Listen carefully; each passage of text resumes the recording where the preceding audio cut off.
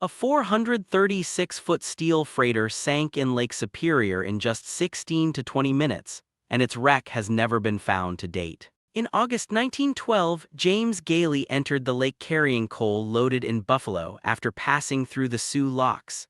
The vessel was 436 feet long, built for the busy Great Lakes trade, bound for Duluth, Minnesota. About 43 miles east of Manitou Island, thick fog sharply limited visibility. The ore-laden freighter Rensselaer struck Gayley's starboard side aft of the collision bulkhead. James Gayley began sinking rapidly. Most were taken aboard Rensselaer. 4 crewmen reached its tow, George H. Corliss. The damaged Rensselaer sent distress calls in the fog, and those rescued later transferred to Stadacona or other freighters. Stadacona carried most onward to Duluth. Yet no search located the 436-foot hull. James Gayley remains among the largest undiscovered shipwrecks on the Great Lakes. Its exact resting place and condition remain unknown even now beneath Lake Superior. A former Chinese warlord, a regional military ruler who had vanished into seclusion, returned during the Second Sino-Japanese War to lead anti-Japanese guerrillas. Deng Benyin had governed Hainan during the 1920s, holding authority before his political and military position collapsed. After defeat in 1926, he fled to Shanghai and lived in seclusion. During the war, he organized an anti-Japanese guerrilla force in the Jiangsu-Zhejiang area. Guerrillas are irregular forces, organized outside a conventional army. This restored him to public military activity after years in seclusion. The force focused on the collaborationist Chinese army, Chinese forces working with Japan. Its target was specific, not the battlefield in general. After Deng resigned as commander, the guerrillas were incorporated into the communist New Fourth Army. The organizational change placed his former guerrillas inside a communist military structure. A secluded exile had become part of a larger wartime force. A Ming Grand Secretary was criticized for not mourning his father, then used official self-evaluations to eliminate around 50 political opponents. Zhang Juzheng led the Grand Secretariat during the early reign of the Wanli Emperor. The 14-year-old ruler treated Zhang as indispensable. He was the court's chief political mentor and administrator while the ruler was still learning to govern. When Zhang's father died in 1577, law required him to leave office and observe mourning. Instead, he remained at his post. The law treated mourning as a required withdrawal from public office. Zhang requested relief from duty, but the young emperor canceled his absence and repeatedly rejected his resignations. Critics argued that failing as a filial son weakened his authority as a public official. Zhang then enforced an extraordinary self-evaluation of high-ranking officials. The process allowed him to eliminate around 50 opponents from government. That converted a moral dispute into a measurable political loss. Before becoming an elected feminist politician, Elvia Carrillo Puerto carried messages and spied for a 1910 Yucatán rebellion. She was later known as the Red Nun of the Mayab. The Valladolid uprising opposed Porfirio Díaz's regime and its favored candidate in Yucatan's 1909 gubernatorial election. Opposition leaders had been arrested, so rebels prepared an insurrection. Insurrectionist correspondence was routed through her father's hardware store under her name. From there, messages reached their intended recipients, making the family business part of the communication route. The revolt began on June 4, 1910 with about 1,500 participants. A federal battalion from Veracruz suppressed it. Carrillo later founded the Rita Cetina Gutierrez Feminist League in 1919, advocating literacy and birth control. In 1923, she won election to the Yucatán legislature, but political unrest and her brother's assassination kept her from being reinstated. Her path moved from hidden correspondence to public demands for women's political participation. A warship named USS Savannah was stationed off Savannah, Georgia during the Civil War. It served there as part of the Union blockade.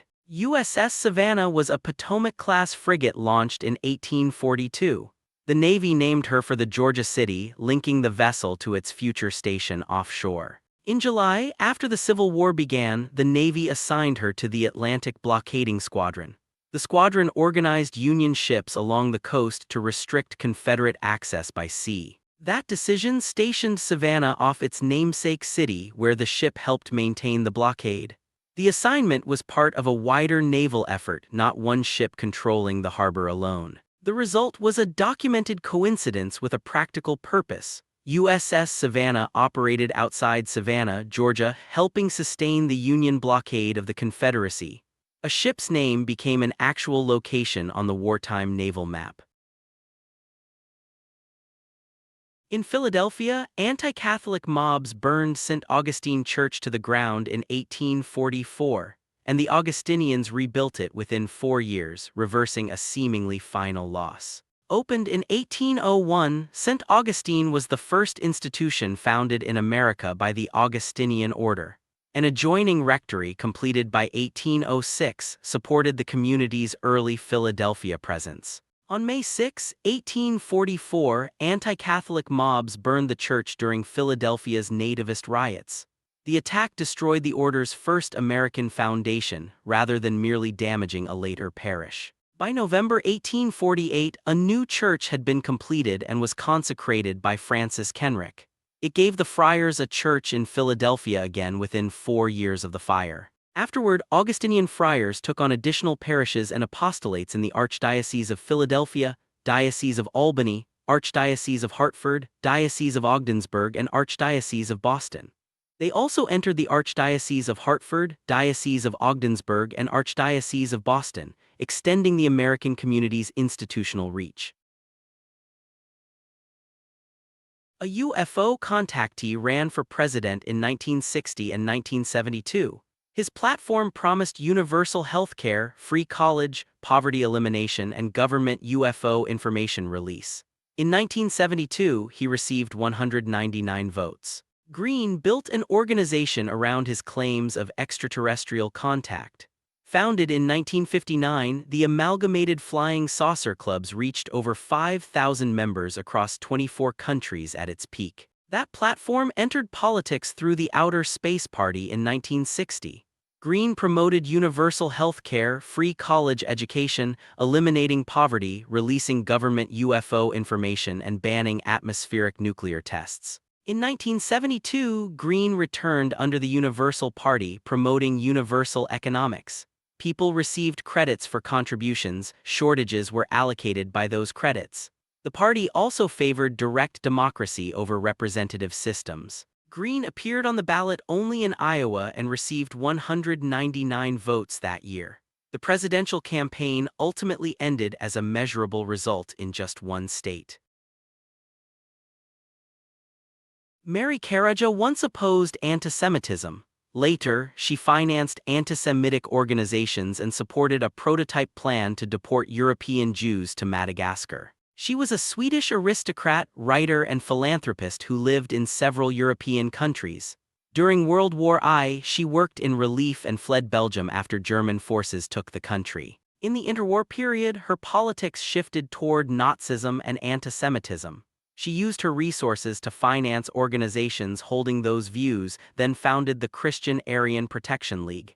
In Switzerland, she became associated with the National Front. In the 1930s, she defended the protocols of the Elders of Zion as authentic even though it was an anti-Semitic text claiming a Jewish conspiracy.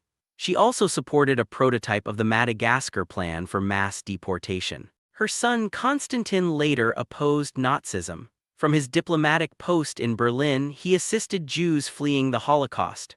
Their documented positions moved in opposite directions within one family.